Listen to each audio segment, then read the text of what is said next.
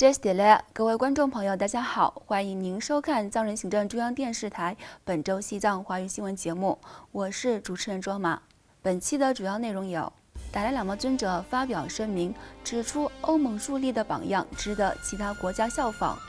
达赖喇嘛尊者透过视讯直播向印度佛教团体传授入中论。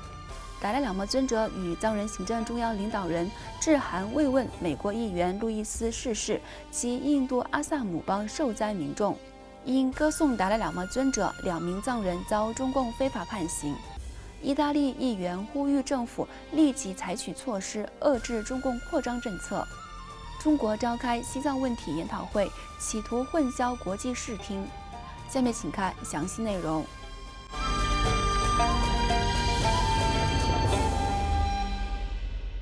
欧盟27国领袖为缓解新冠病毒疫情造成的经济冲击，于7月21号达成突破性的协议，通过7500亿欧元的振兴救困基金。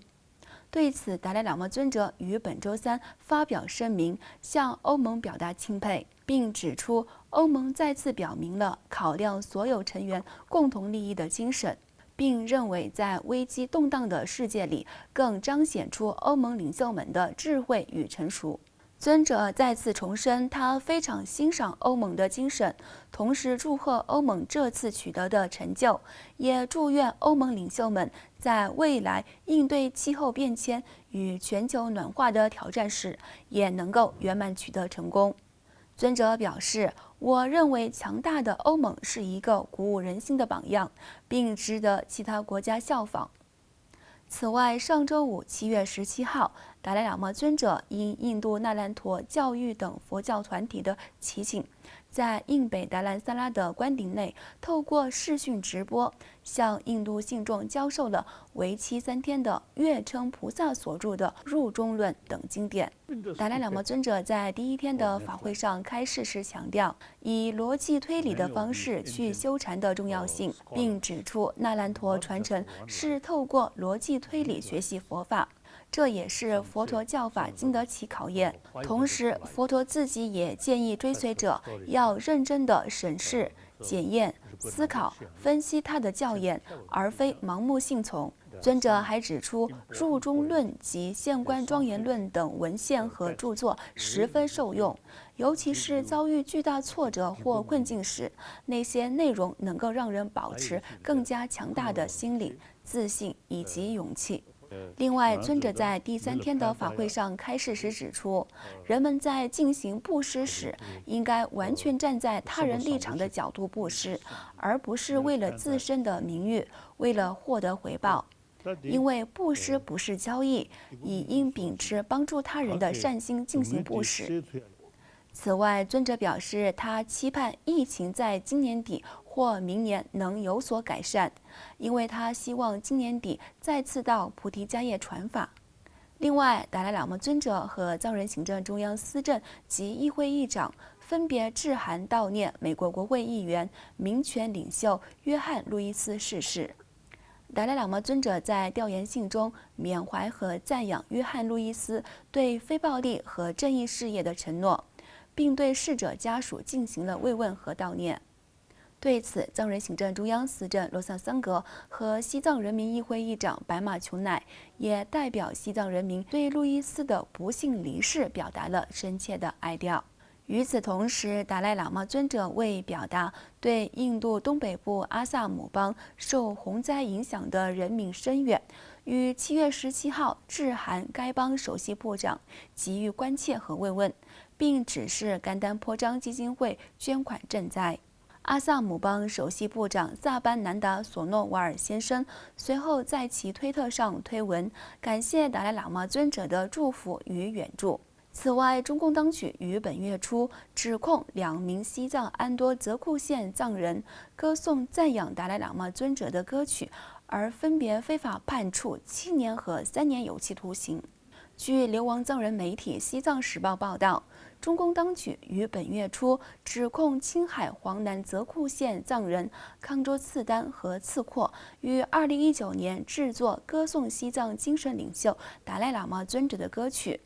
随后以颠覆国家和泄露国家秘密的罪名，分别判处7年和3年有期徒刑。据悉，这首歌颂达赖喇嘛尊者的歌曲由康州次丹作词，当地藏人歌手次阔演唱，并且由一位不知名的藏人妇女分享在中国的社交媒体上。